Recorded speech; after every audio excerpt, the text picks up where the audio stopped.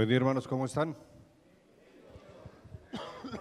Podemos ver, si volteas al lado, atrás, los estragos de estas climas. Muchos de nuestros hermanos amados están pues prácticamente tumbados por circunstancias respiratorias, por circunstancias de temperatura con diferentes virus.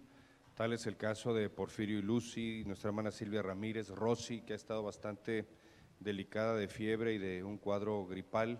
Natalia también ha estado en cama. Mila fue hoy a urgencias por unas fiebres muy altas. Y bueno, quizás a mi mente escapen los nombres de todos aquellos que en estos días hemos sido afectados por nuestra salud en cuanto a nuestra situación respiratoria. Otros tantos están de viaje. Nuestra hermana Nidia fue por situaciones de trabajo a Tuxpan. También Pedro y Yadira están de viaje, y también tenemos otro gran número de hermanos que está en viaje también por las cuestiones del periodo vacacional. Familiares han venido, etcétera, etcétera, y ha sido un tiempo de mucho cambio y desajuste, así que estemos orando los unos por los otros, particularmente en este tiempo en donde la salud está siendo afectada por el clima, por nuestro entorno, y también tiene mucho que ver nuestra mala mayordomía, porque a veces no nos cuidamos o nos esforzamos de más, nuestro sistema inmunológico baja y también pues somos presa de todas estas virulencias. Yo le comentaba a unos hermanos hoy por la mañana que el Señor en esta semana cambió mi temperamento. Yo siempre he sido sanguíneo, colérico, y el Señor esta semana cambió mi temperamento a flemático por todas las flemas que he tenido que expulsar. Sin embargo, bueno, estamos orando por una recuperación completa, y eso no es excusa para darnos el tiempo que hemos disfrutado de adorar a nuestro Dios e ir juntos a la palabra. Pero antes de ir a la palabra, a lo que Dios tiene para nosotros, continuando con el desafío de Dios para la vida de la iglesia, yo quiero simplemente hacer énfasis en las actividades que el próximo fin de semana llevaremos a cabo, que evidentemente ya están en sus boletines electrónicos, pero que quiero hacer un énfasis particular. El día viernes va a haber una actividad de crucifixión. Va a ser una actividad muy dinámica, va a haber cantos, va a haber una dramatización, va a haber una sorpresa que ha preparado el grupo de alabanza, que ha preparado el coro de la iglesia, que está dirigiendo Sofi. Va a haber una sorpresa para el viernes 25 de marzo, que es nuestra cátedra de la cruz. Es lo que conocemos como el culto de las 7 palabras o el culto de crucifixión. Y este culto va a ser ¿a qué hora? A las 3 de la tarde. A las 3 de la tarde nos vamos a dar cita aquí para llevar a cabo esa actividad. Y el día domingo, ¿qué día es domingo? Domingo de Resurrección, pero es el 27. Ese domingo de Resurrección, ¿a qué hora vamos a estar aquí? A las 6 de la mañana, va a ser el culto de gallo, ¿sí? Entonces va a dirigir la red de mujeres, el culto de Resurrección, y después nos vamos a deleitar todos con un desayuno que la red de mujeres ha preparado. Hago un paréntesis, y todas las mujeres que quedaron con Rosy, ella me pidió que hiciera este aviso. Ella, repito, no puede estar aquí por cuestión de salud, pero tienen todavía la aportación que quedaron de dar. Pueden pasar con Claudia Niño o con Jerusa a depositar esa aportación, o las que se comprometieron a traer especie en algún alimento. Entonces el domingo a las 6 de la mañana las esperamos con el alimento que ustedes quedaron de traer para disfrutar todos después del culto de resurrección. Después del culto de resurrección, después del desayuno, para que todos podamos resucitar bien, vamos a tener nuestro culto de celebración. Normalmente lo tenemos a las 11 de la mañana. Los últimos años, por cuestión de la dinámica que estamos manejando, igual que este año, va a ser a las 9 de la mañana, para que después de desayunar podamos celebrar y nadie tenga que ir a su casa y luego les gane el coyotito y ya no puedan regresar a celebrar juntos a Dios. Entonces, la idea es, nos vemos a las 6 de la mañana, tenemos nuestro culto de resurrección, luego desayunamos juntos y después a las 9 empieza nuestro culto de celebración. Ese domingo no va a haber instituto ni va a haber palal. Entonces, terminando el culto de celebración, entonces cada quien ya puede ir a su casa a meterse otra vez en las sábanas del sepulcro y dormir por la madrugada. ¿Está bien entonces? ¿Sí? Entonces, viernes 25, ¿a qué hora? 3 de la tarde. ¿Y domingo 27, a qué hora? 6 de la mañana. Muy bien. Dicho esto ya, con todas las encargos que me hicieron y avisos y demás, quiero recordarte lo que Dios nos dijo el domingo pasado acerca de la importancia que tiene su cuerpo, de cómo tú y yo debemos ocupar nuestro lugar dentro del cuerpo de Cristo, y que si tú no ocupas ese lugar o yo no ocupo ese lugar, el proyecto de Dios para tu vida, para mi vida, para la vida de la iglesia y para la sociedad no puede cumplirse a cabalidad. Dios nos ha, a lo largo de este tiempo, desafiado a tomar nuestro ministerio de la toalla. Nos ha llevado a transformar y a cambiar realmente nuestro corazón. Y ayer tuvimos, después de el viernes, la velada, que fue de gran bendición. Estuvimos alrededor de 40 hermanos entre adultos y niños que también tuvieron su actividad de oración, orando por la iglesia, por todas las circunstancias que nos rodean como sociedad. Y Dios nos preparó para una película importante el día de ayer en El Poder de la Cruz. Y todo giraba al ver nuestras vidas o las vidas de las personas que protagonizaron la película, que nuestras vidas están concatenadas por un proyecto de Dios. Pero todo se resumía a una pregunta que es con la que yo quiero iniciar en esta mañana. Una pregunta que un hombre que cargaba una cruz por toda la calle predicando el evangelio le dijo a un pastor. Él iba en su auto, acaba de dejar unos hermanos en su casa después de un chequeo médico, no les voy a contar la película, pero este hombre le preguntaba, él no sabía que era pastor, y preguntaba, ¿crees en Jesús? Y el pastor le dijo, yo soy pastor. Y este hombre le dijo, yo no te pregunté eso, yo te pregunté si creías en Jesús.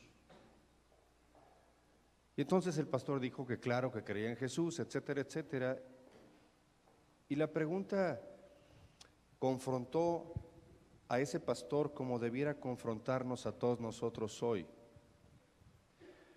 Porque el creer en Jesús nos debe motivar a la acción.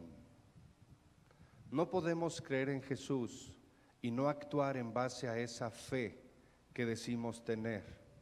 No podemos creer en Jesús y simplemente seguir viviendo como pretendemos vivir sin dar evidencia o defensa de esa fe o sin compartir nuestra fe. Yo quisiera compartirte hoy lo que significa estar poseído por Dios.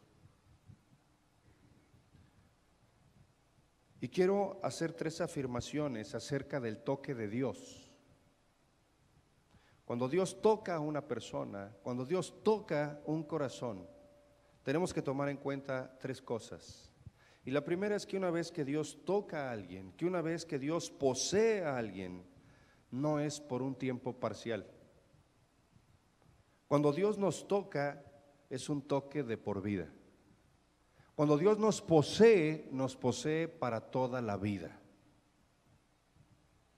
Lo segundo que quiero decirte es que aquellos a quienes Dios posee, Dios los guarda. Si somos posesión de Dios, si Dios posee verdaderamente nuestros pensamientos, entonces Él guarda nuestros pensamientos. Si Él posee verdaderamente nuestra vida, entonces Él posee y guarda nuestra vida. Y posiblemente nosotros como humanos podamos flaquear, podamos fallar, podamos caer, podamos confundirnos o confrontarnos. Pero una vez que Dios nos posee, Él nunca en la vida perderá su atención y su interés en nosotros. El Salmo 37, 28 en la parte final dice, Jehová no desampara a sus santos. Luego entonces, si Dios nos posee, siempre vamos a ser guardados por Dios. Y lo tercero que quiero decirte antes de desarrollar este sermón es que aquellos a quienes Dios posee, a quienes Dios toca, Él los prepara para ir siempre creciendo en utilidad. Dios no inutiliza a nadie. Por eso es importante que tú y yo podamos entender lo que significa creer. Últimamente, Dios me ha llevado mucho a reflexionar acerca de la decadencia del mundo y la decadencia de la iglesia. Cómo el ser humano ha bateado a Dios, cómo el ser humano vive con un sentimiento de soledad, de infelicidad, de insatisfacción, de no plenitud, simplemente porque hemos perdido de vista ese toque de Dios. Dios me ha llevado mucho a reflexionar realmente a lo que debemos ser como iglesia y lo que debemos hacer como cuerpo de Cristo. Y déjenme ponerles un ejemplo muy sencillo. Una herramienta que tenemos hoy al alcance de nuestra mano es lo que nosotros llamamos consejería bíblica o consejería cristiana. La Biblia está llena de consejos bíblicos, llena de consejos cristianos. Dios es el mejor consejero. Sin embargo, podemos ver que hoy por hoy hay más consejeros adiestrados, capacitados que en toda la historia de la iglesia. Y hay disponibilidad al alcance de nuestra mano, gran cantidad de libros de ayuda personal, gran cantidad de manuales sobre cómo manejar nuestras relaciones, sobre cómo manejar nuestro conflicto, ofreciendo consejo espiritual sobre todos los temas, desde temas matrimoniales, temas de acondicionamiento físico, hasta la crianza de los niños. Es más, hay un libro que se llama El Plan Daniel, que nos lleva a hacer una dieta física, una fortaleza espiritual y una sanidad integral de relaciones. Y todo en 40 días. Y de acuerdo a la palabra. Sin embargo, aun cuando la cantidad de consejeros aumenta y la cantidad de manuales aumenta y la cantidad de libros aumenta, trágicamente tenemos más individuos frustrados dentro de las iglesias, más matrimonios truncados dentro de las iglesias, más familias turbadas y perturbadas en la iglesia como nunca antes. Hoy como nunca antes hay más confusión en los hogares cristianos. Y hermano, no debiera ser así. Porque cuando Dios posee a alguien, Dios lo guarda. Cuando Dios posee a alguien, es una posesión de por vida. Pero déjame decirte algo. Muchas personas responden a la consejería que reciben. Muchas personas responden a la palabra de Dios. Muchas personas responden al mensaje de Dios o a la enseñanza divina. Y sus vidas, sus matrimonios, sus hogares, sus trabajos, de una forma integral, están siendo sanados. La consejería es un ministerio importante dentro de la iglesia de Jesucristo. Y déjame decirte que casi en todas las grandes iglesias tienen al menos un consejero de tiempo completo. Aquí en Eliasim tenemos consejeros, buenos consejeros. Pero repito, más y más cristianos están perturbados, están indiferentes, están apáticos. Más jóvenes se deslizan aún conociendo la verdad por aquellos que saben que no agrada a Dios, no están siendo poseídos por Dios.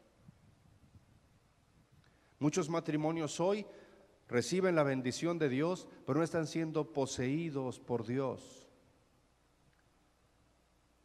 Muchos de nuestros niños son presentados aquí al frente, los dedicamos a Dios, pero no son hogares poseídos por Dios. Luego entonces esos niños tienden a perderse y a diluirse, sin importar la cantidad de materiales que haya, la importancia o la eficacia de la palabra o aún de los pastores, ministros y consejeros.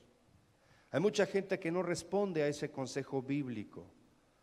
Hay personas que pueden ser ministrados por semanas y aún meses y no muestran ningún resultado. Pastores y consejeros pueden llevarlos paso a paso por la Escritura, mostrándole la clara verdad de la palabra de Dios, y puede decir: mira, esto es lo que Dios dice, esto es lo que se supone que debes hacer. Sin embargo, este consejo no se recibe. Ese consejo se escucha. Hemos predicado la palabra de Dios y la palabra de Dios se escucha, pero no se recibe. No nos posee. ¿Por qué? Yo puedo ver en labios de Pablo, y la razón es porque hay un velo espiritual sobre los ojos de la gente. Porque hay un velo espiritual sobre los ojos de la iglesia. Tenemos una terrible ceguera que no nos permite ver nuestra propia culpa. No nos permite ver nuestra propia responsabilidad. No nos permite ver nuestra necesidad de cambiar. No nos permite ver nuestra circunstancia real. En muchas familias cristianas, las personas están atacándose unos a otros. Pelean amargamente. También hoy en la iglesia hay hermanos contra hermanos. Familias contra familias. Y estoy hablando de la Iglesia Universal de Cristo, de la cual Eliasim no es la excepción. Hay padres que no le hablan a sus hijos. Dicen amar a Jesús, pero no aman a sus esposas. Dicen amar a Jesús, pero no instruyen a sus hijos. Mujeres que dicen amar a Jesús, pero no son la ayuda idónea para sus maridos. Mujeres que aún pueden estar todo el tiempo en la iglesia, pero no aman a Jesús y viven sus vidas con ira, amargura. La vida es un caos. Desde que comencé mi ministerio pastoral, me he encontrado en medio de muchas contiendas familiares, y déjame decirte, hermano, que pocas de estas guerras se pueden resolver sin intervención sobrenatural de Dios. ¿Por qué? Porque todos quieren que la otra persona cambie. ¿No se dan cuenta? Que siempre que estoy yo molesto, enojado, resentido, tengo algo contra alguien, y siempre digo: es que si él cambiara, si ella cambiara, si esto se hiciera así, si esto se hiciera así, las cosas serían diferentes. Muchísimas gracias. No les molesta, ¿verdad? Gracias. Pero todos quieren que los demás cambien. Creen que el problema está en los demás, porque tenemos ceguera espiritual. Una de las partes puede decirme en un proceso de consejería: es que él es muy terco. Él es muy terco. Es terrible. Él necesita cambiar. Y escucho algo similar de la otra parte: ¿cómo es que puede tener un corazón tan duro? ¿Sabe que estoy haciendo lo mejor que puedo y no tiene paciencia? Siempre la culpa es de otra persona. Adán primero culpó a Dios y luego culpó a Eva. Eva culpó a la serpiente, pero ninguno de los dos aceptó su propia culpa. Siempre a lo largo de la historia de la humanidad, los grandes caos es porque queremos que los demás cambien. ¿Por qué se separan los matrimonios? ¿Por qué se fragmentan? Porque queremos que el otro cambie, porque no estamos conformes en cómo el otro nos trata. ¿Por qué hay guerras y contiendas? Por lo mismo. Tenemos un velo que nos impide ver nuestra circunstancia. Siempre son los demás los que necesitan ayuda. Nosotros estamos bien. Nadie puede decirnos cómo tenemos que hacer las cosas. Por eso pienso que, y lo digo con todo respeto y reverencia, pero yo pienso que ni la consejería bíblica, ni la palabra de Dios, ni el ministerio del Espíritu Santo va a tener algún impacto real y verdadero en las personas hasta que el pueblo de Dios tome la decisión de quitarse el velo. Hasta que tú y yo tomemos la decisión de quitarnos el velo. Y todos tenemos que apropiarnos de ese deseo y de esa oración cada día. En lugar de esperar que todo cambie, Una oración sincera diaria debería de ser: oh Señor, cámbiame a mí. Soy yo, Señor, el que necesito cambiar. Primero Dios tiene que cambiarte a ti. De eso se trata, ¿no? Tú no puedes transformar la vida de nadie si primero Dios no transforma la tuya. Tú no puedes ayudar a nadie si primero no te das cuenta que eres tú el que necesita ayuda. Un ciego no puede guiar a otro ciego.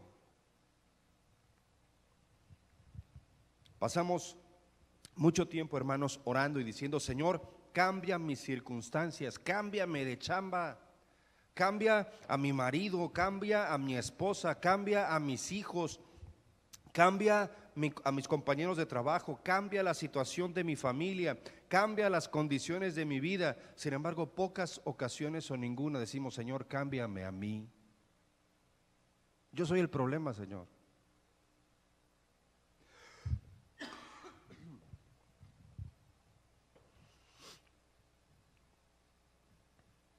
Y esa oración es la más importante. Cámbiame. El problema real no es mi pareja, no es mi hermano, no es mi papá o mi mamá, no es mi amigo, soy yo.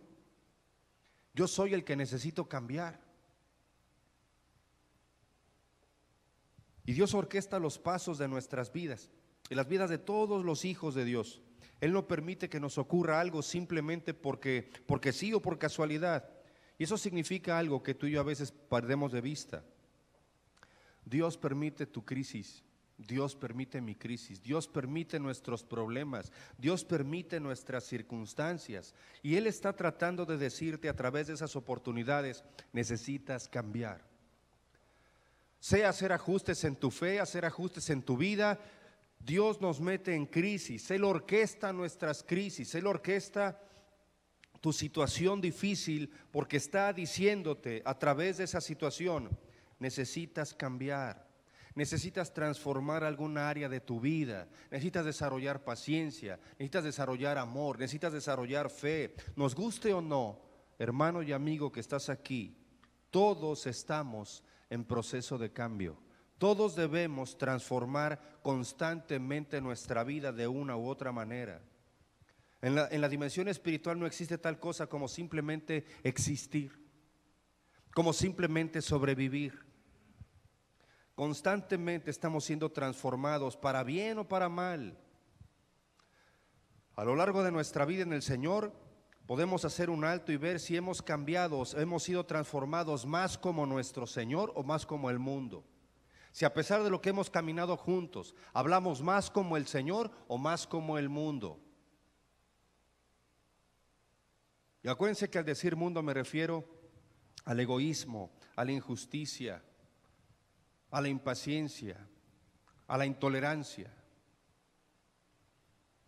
¿Creemos más en Cristo o nos estamos alejando más de Él? ¿O nos hemos estancado?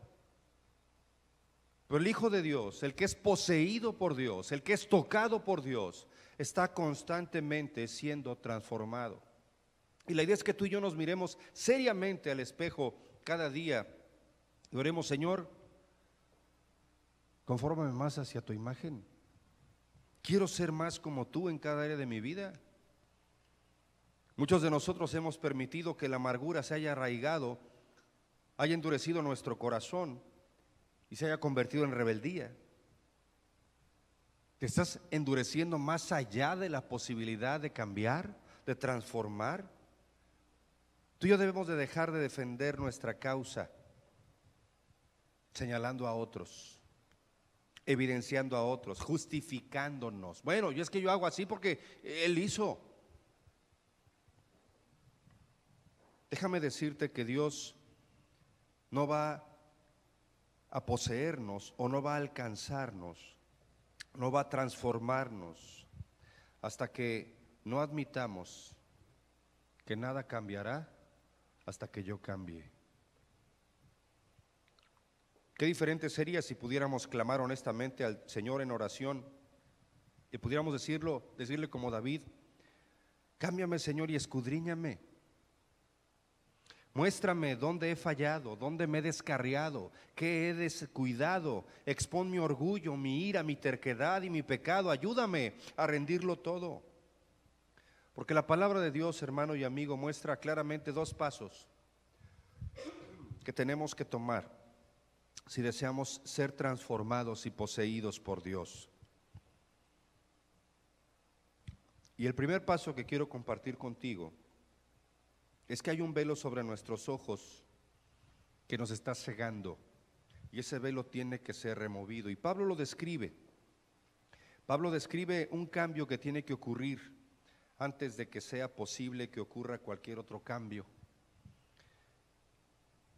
Y allá en la segunda carta de Pablo a los Corintios, en el capítulo 3, de los versículos 12 al 18, Pablo escribe, ¿ya estamos ahí?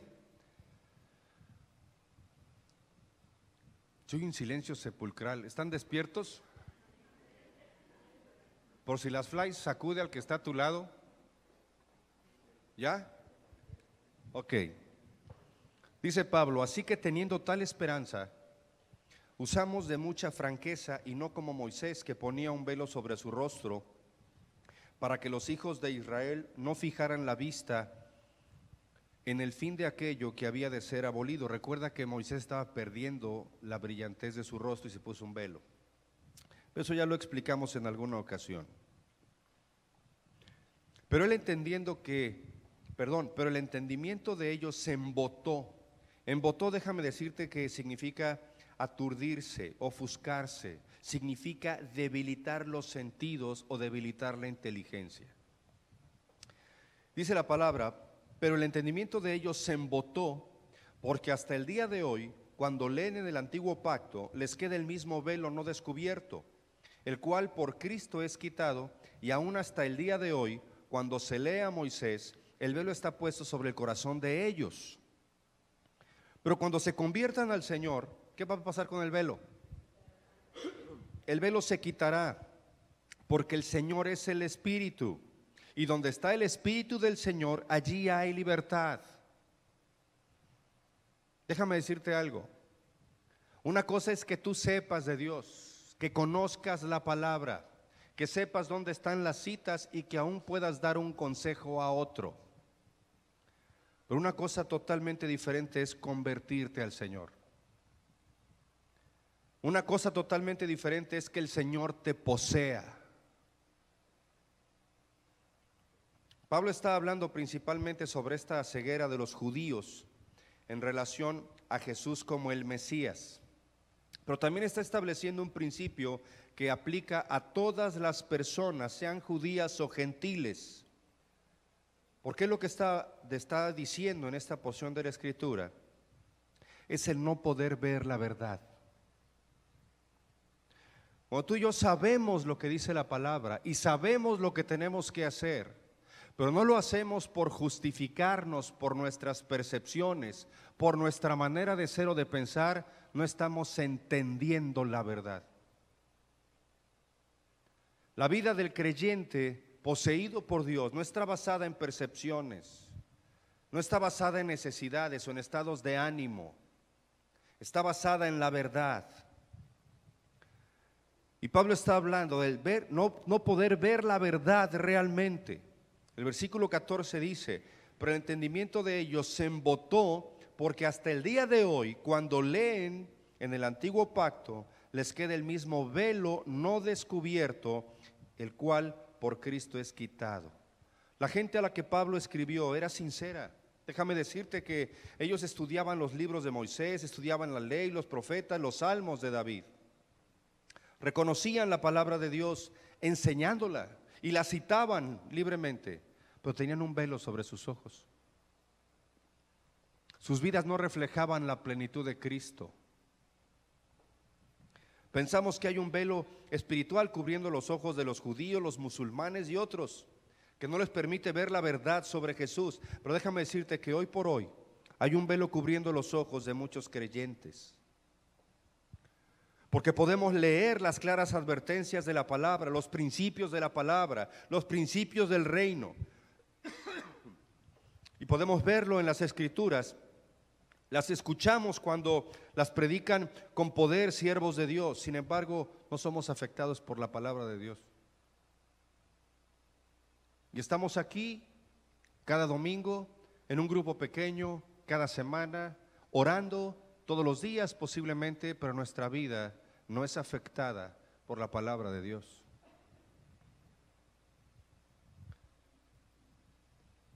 Necesitamos ser poseídos por Dios. Permíteme compartir contigo algunos ejemplos.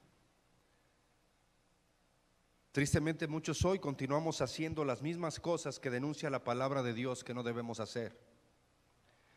Jesús mismo dice allá en Mateo 6, 14 y 15, porque si perdonáis a los hombres sus ofensas, ¿qué va a hacer Dios? Con ganas, hermanos, ¿qué va a hacer Dios? Dice, os perdonad también a vosotros vuestro Padre Celestial, mas si no perdonáis a los hombres sus ofensas, ¿qué dice la palabra? Puro murmullo oigo. No seremos perdonados. Dice, tampoco vuestro Padre os perdonará vuestras ofensas. ¿Cuánto más claro puede ser Dios sobre este asunto del perdón? Sin embargo, muchos cristianos hoy todavía tienen amargura, todavía están resentidos. Posiblemente no tengan deseos de venganza, pero se hayan puesto un muro y tengan falta de perdón en sus vidas. Y buscamos justificar el por qué seguimos sin otorgar perdón o vivir verdaderamente el perdón.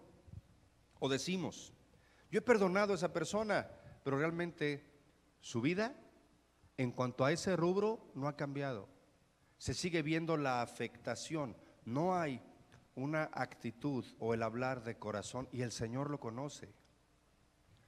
Y posiblemente hay cristianos que han sido maltratados, despreciados por alguien, por su jefe, por su pareja, por un compañero de trabajo, por un amigo, por sus padres, qué sé yo. Y podemos pensar que eso justifica tener algún tipo de sentimiento o resentimiento o ira o no perdonar. Sin embargo, la palabra de Dios nos dice que si cualquiera de nosotros permitimos, aunque sea una pizca de falta de perdón en nuestro corazón, nuestros pecados van a empezar a acumularse en contra de nosotros. Piensa, hermano, el terrible peligro que se encuentra este cristiano.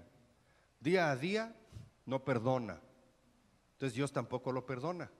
Entonces día a día sus pecados se amontonan, sus oraciones no son oídas, él está solo. Y cuando él se presente delante de Dios para ser juzgado, cada uno de sus pecados va a levantarse y va a acusarlo.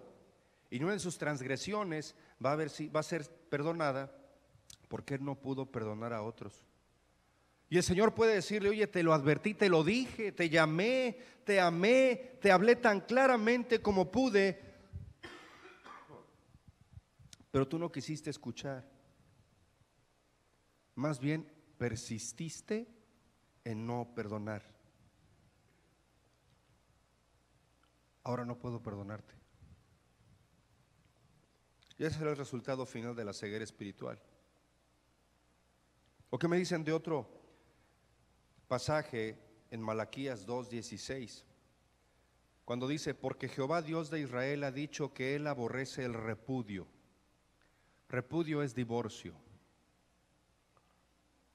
Y la palabra establece muy claramente que Dios aborrece el divorcio. Sin embargo, muchos cristianos hoy le dicen a sus pastores o amigos, ¿sabes qué? Fíjate que he orado con respecto a divorciarme y el Señor me ha dado su aprobación. ¿En dónde? ¿En qué Biblia? Y Dios responde tremendamente en el versículo 17. Habéis hecho cansar a Jehová con vuestras palabras y decís, ¿en qué le hemos cansado? En que decís, cualquiera que hace mal agrada a Jehová, y en los tales se complace, o si no, ¿dónde está el Dios de justicia? El Señor está diciendo, vas a la iglesia, me alabas, presentas una sonrisa cristiana, pero tratas mi palabra con engaño.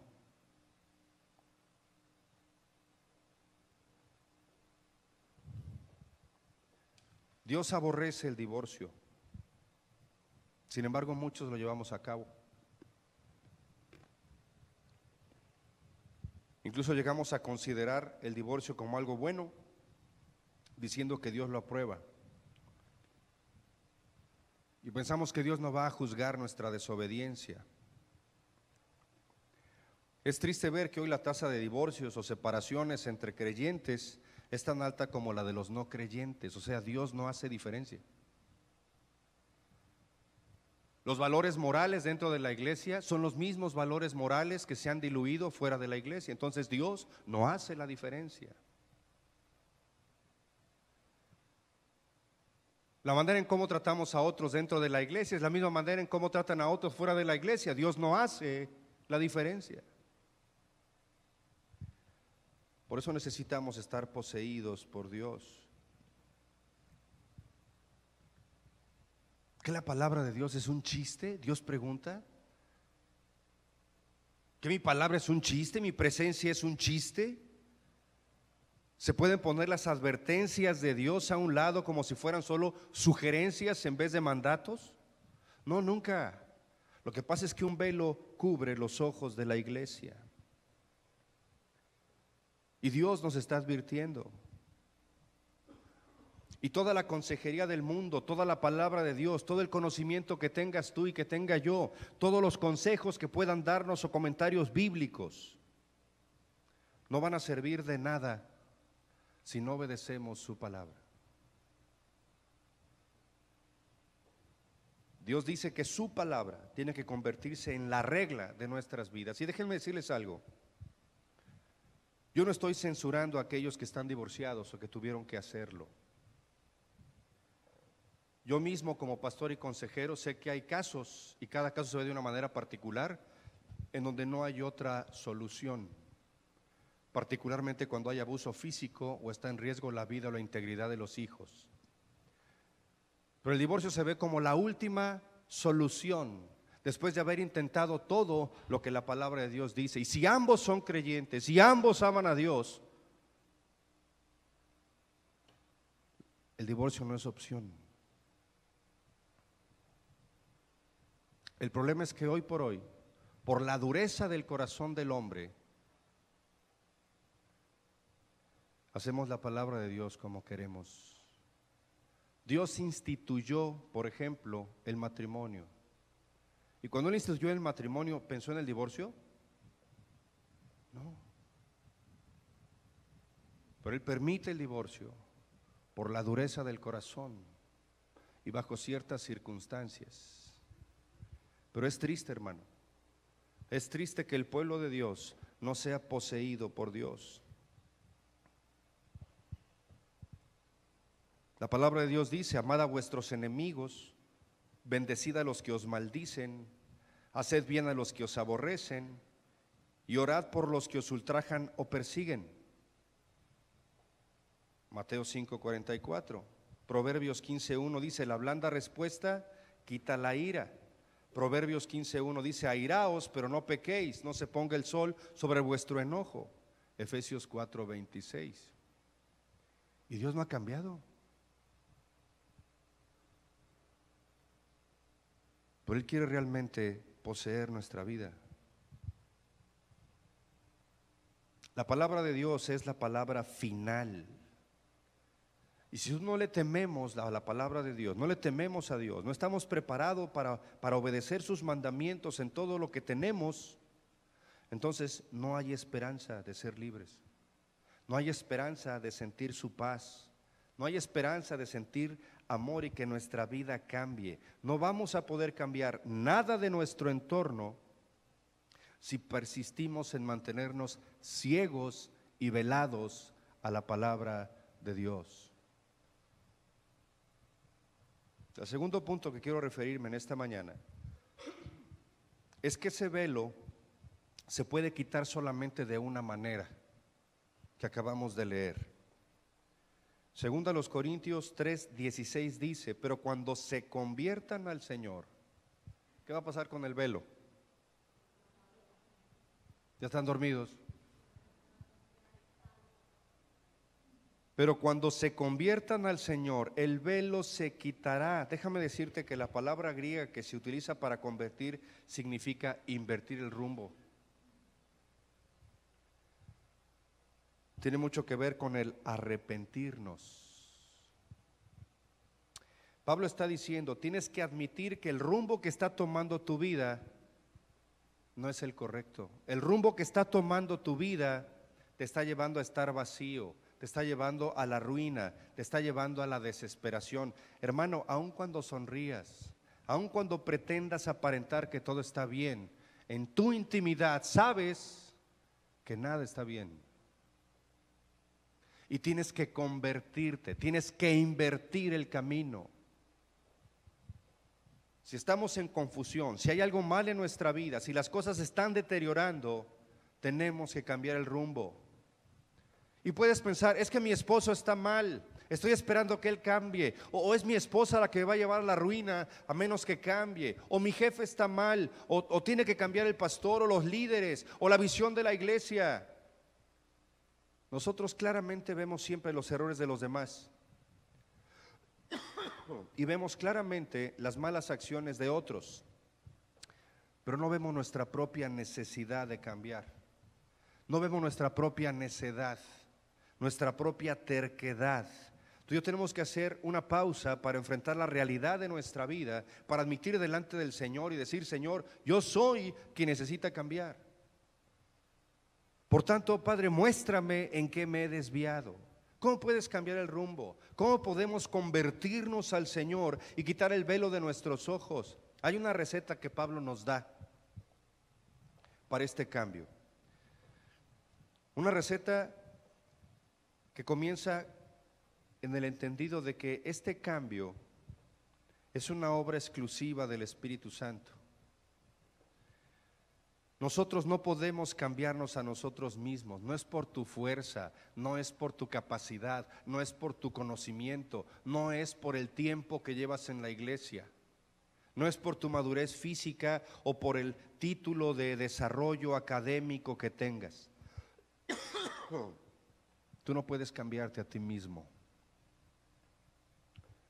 Necesitas la dirección del Espíritu de Dios, porque es el único que puede conformarnos a la imagen de Jesucristo. Y lo hace a medida de que pasamos más tiempo con Él. Fíjate algo maravilloso que dice el versículo 17 de la porción de la Escritura que estamos leyendo en 2 Corintios 3. Porque el Señor es el Espíritu. ¿Cómo dice?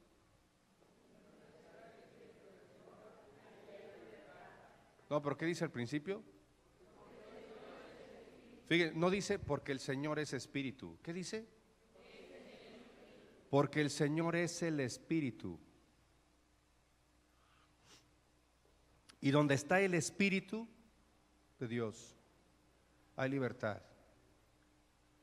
Tu vida solo puede cambiar cuando el Espíritu de Dios dirige tu vida, guía tu vida.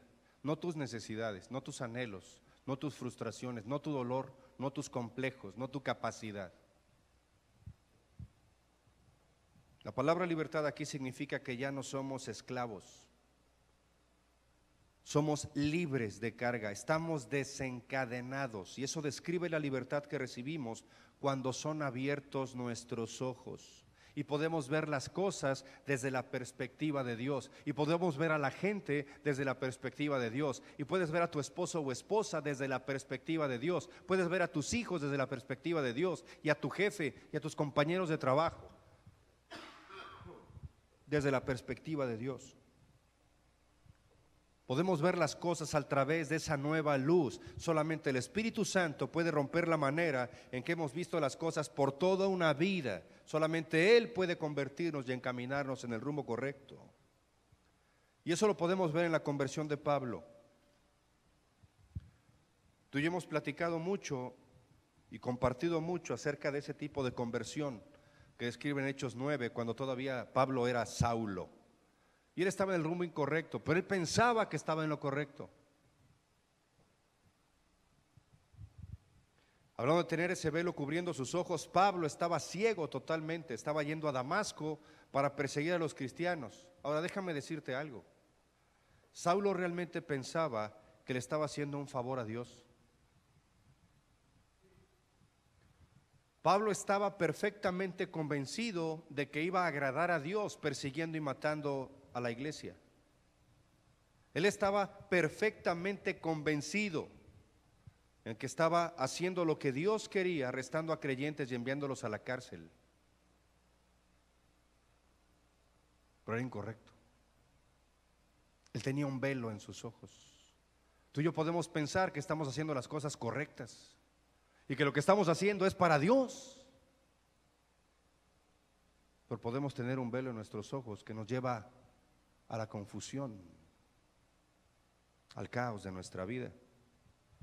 Pero el Señor en su infinita misericordia intercepta a este hombre y le creó una crisis. Dios preparó la crisis de Pablo.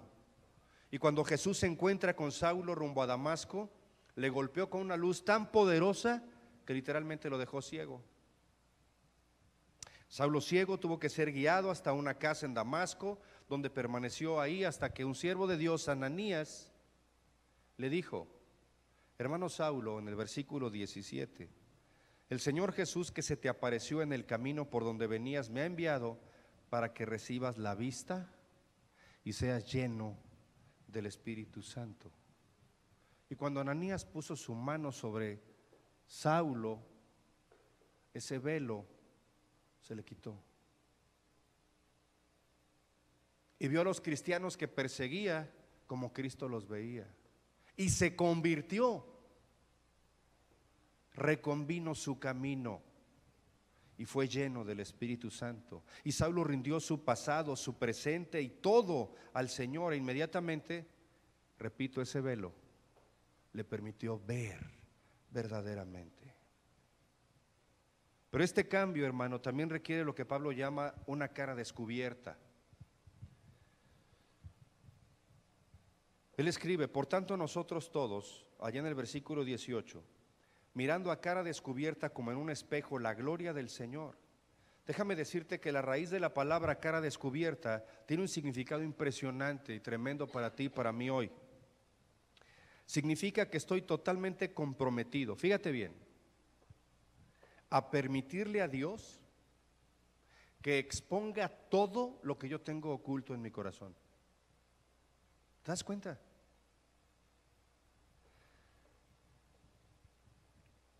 Cara descubierta significa que estoy comprometido con Dios a que Dios exponga toda cosa oculta de mi corazón con el fin de ser liberado totalmente de ella. Yo no sé si tú y yo quisiéramos que Dios sacara todo lo que hay oculto en nuestro corazón.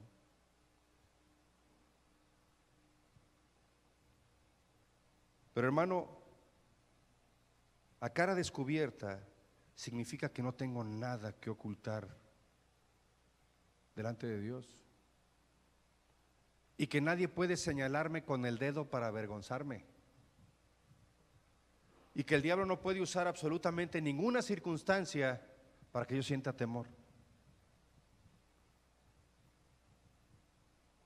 Esta cara descubierta clama: escudriñame, Señor, mira si hay en mí camino de perversidad, muéstrame si estoy viviendo contrario a tu palabra, quiero ser libertado de todo lo que no es tuyo, quita mi orgullo, mis ambiciones, mi intelecto egoísta, mi razonamiento, para que pueda encontrar la salida y el rumbo. Esa cara descubierta clama: necesito tu poder y tu sabiduría, y te dejo a ti toda esperanza que tengo de poder resolver las cosas a mi manera. Nos sorprenderíamos, hermanos, de cuántos de nosotros durante toda nuestra vida como creyentes hemos sobrevivido por nuestros propios ingenios, por nuestra propia sabiduría. Y por eso se nos hace difícil admitir que hemos echado cosas a perder, que muchas de las áreas de las vidas de nuestros hijos las hemos echado a perder nosotros como padres. Y hoy Dios nos da la oportunidad de que sea Él el que quite nuestro orgullo de esa área. Nuestro espejo, hermano, es la palabra de Dios. Ella es la única que nos refleja con exactitud, que revela realmente cuál es nuestra condición. Pablo dice: ve al espejo de la verdad de Dios y contempla tu vida. Dile al Señor que estás en el rumbo incorrecto. Pídele al Espíritu Santo que te humille, que se abra su palabra y quite el velo de nuestros ojos. Y entonces tú y yo realmente comenzaremos a cambiar. Hay gente que es genuina y dice, es que he tratado de cambiar y no puedo. Sí, es cierto, porque sigues teniendo el velo en tus ojos, porque no has renunciado a tu orgullo, que es al deseo de seguir gobernando tu vida, ni te has humillado delante de Dios, ni le has pedido a Dios que te revele tu condición a través de su palabra. Pablo concluye que poco a poco somos transformados a la semejanza de Cristo. Y es cierto que ese proceso no ocurre de un día para otro, es un proceso. Pero ese proceso es tan lento, tan rápido como tú y yo queramos. Somos transformados como tú y yo queramos a través de la obediencia a su palabra. Y somos transformados de gloria en gloria en la misma imagen por el Espíritu del Señor. Pablo nos muestra 3 evidencias maravillosas de esa transformación.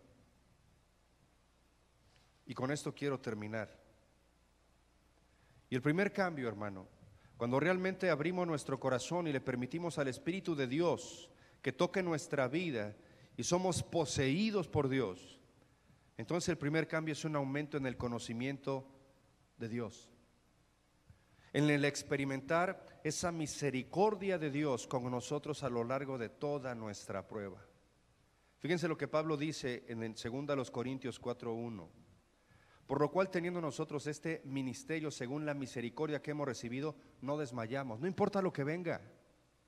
Si tú eres poseído por Dios, tu conocimiento de que Dios está contigo y su misericordia ejerce sobre ti y su señorío va contigo, te lleva a no desmayar, a no claudicar, a no desfallecer, a no desanimarte. Él abre nuestros ojos a las tiernas misericordias de Cristo. Él implanta en nosotros un conocimiento interno de que el Señor está de nuestro lado. Y si Él es con nosotros, ¿quién contra nosotros?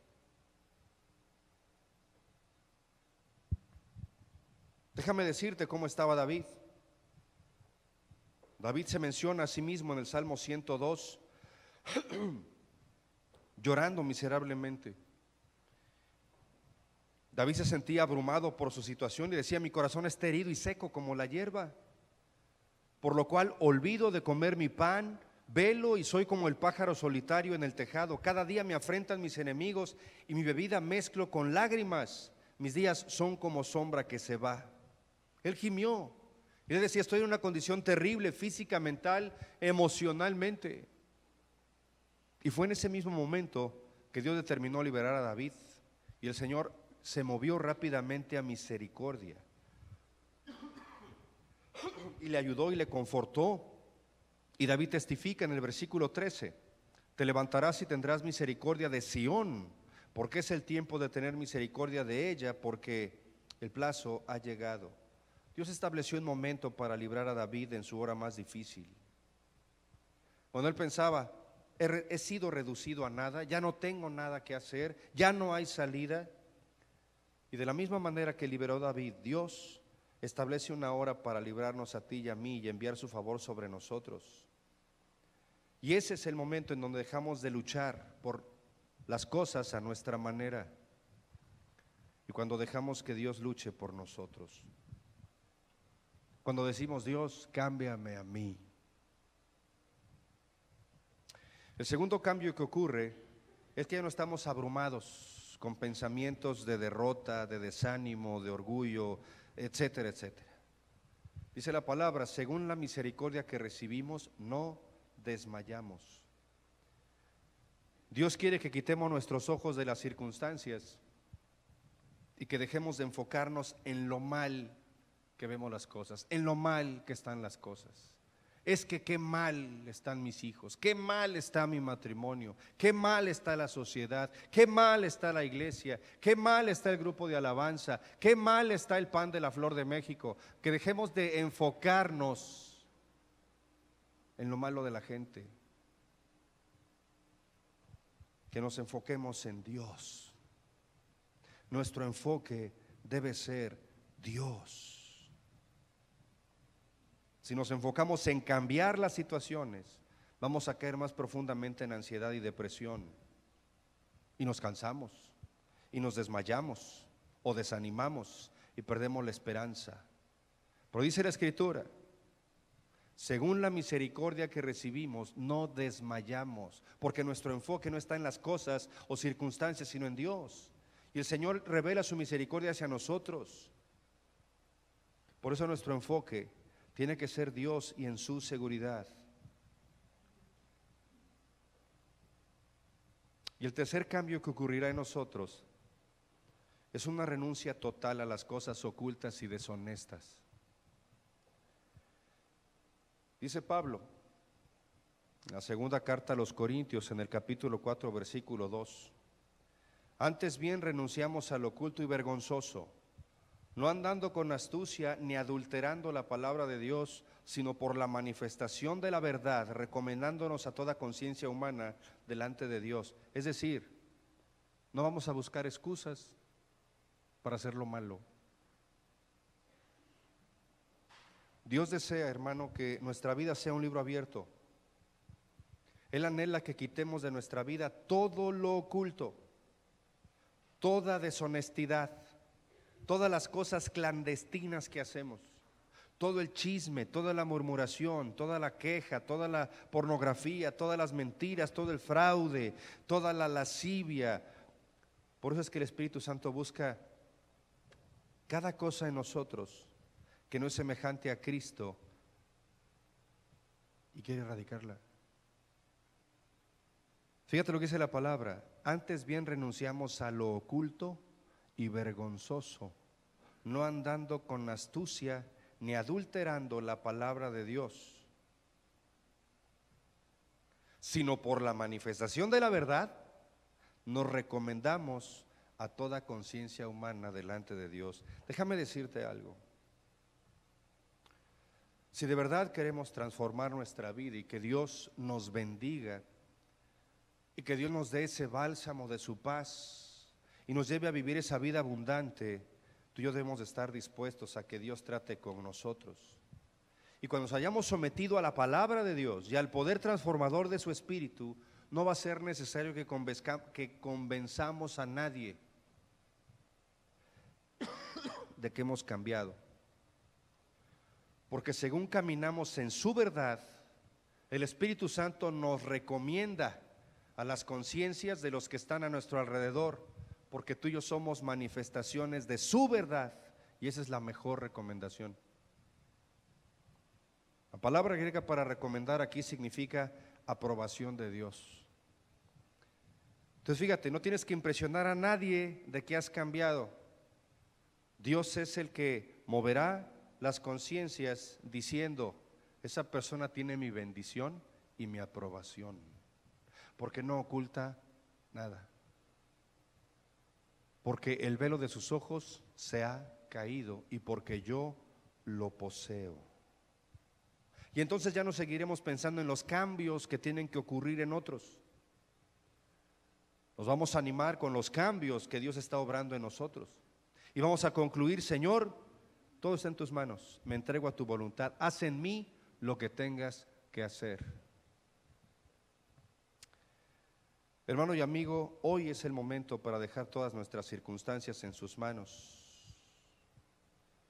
Olvídate de salir de tu crisis, más bien enfócate en el Señor, para que Él te saque de esa crisis transformado y haciéndonos vencedores que permanecen en su palabra, confiando en su Espíritu Santo, y que el clamor constante de nuestra vida, hermano y amigo que estás aquí, sea: cámbiame, Señor.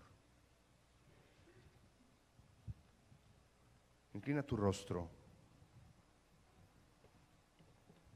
y vamos a orar.